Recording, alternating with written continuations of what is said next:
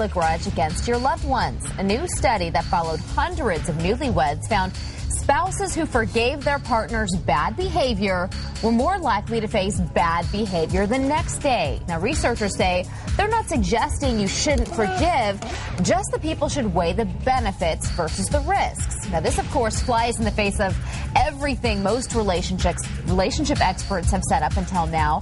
Now at 9, what do you think of this study?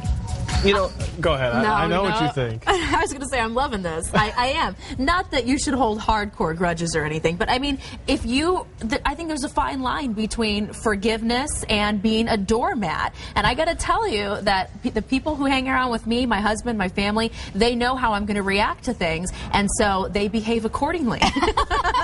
So in other words, you're that friend, don't take Amber off. Exactly. I am. Do not mess with Amber. We know what she does. We don't want her to get mad and ruin the night for everybody. Well, and then, you know, they behave themselves. My husband and I have very little fights, and that's because... You wear the pants? Because he's afraid of you. No, because he's the same way. He's the same way with me. Okay. I behave myself, and I know what he's going to react to and what he's not, and so, you know, we just respect each other. I think it depends on what the transgression is. If your spouse cheats on you, there will be no forgiving. If he forgets to take out the trash, or she forgets to, I don't know, what would a woman want to do? Do the laundry. Do the laundry. It was a joke. It was a joke. Seriously. Whatever. It was a joke. I know. I'm Honey, just saying. I was joking. I know you're watching. It all depends on what the problem is, what the person has done. Sometimes I think, you know, it's best not to go to bed angry. Yeah, I think it's a balance between the two, because you have to stand your ground when you think it's important, but at the same time, like you said, you can't hold grudges forever. You can't always be mad at each other. You have to reconcile, and sometimes it means sucking it up and just saying, you know what, I messed up. Yeah. I'm sorry. It's over. Let's move on. Right.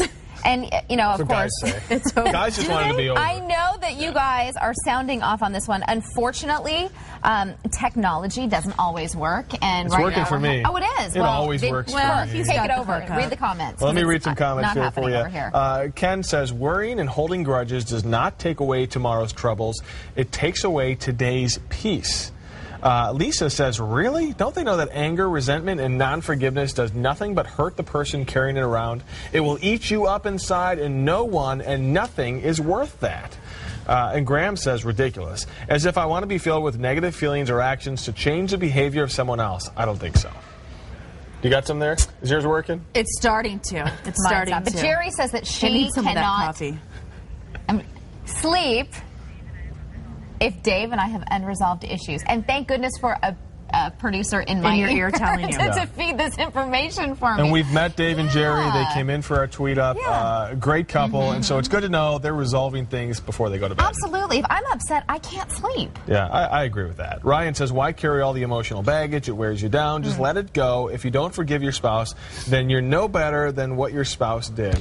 Nobody's agreeing with you here, Amber. Well, listen, I don't have huge issues with my husband. I think it would be different if there were really big things to forgive. But I'm just talking about, you know, basic, that's not how you're going to act around me kind of stuff. And people know what to expect. Can we cue the whipping sound? Let's get Steven on the phone. I want Steven in on this debate. Steven, call in. He's not being represented here. This isn't fair. It goes both ways. It really does, because he's the same way with me. If I tick him off, I've done it a few times, but if I tick him off, he will not forgive me until a few days pass. I end up being the one apologizing to him. Which is a cold day in the Summers household. I can see the steam coming out of your ears. Yeah.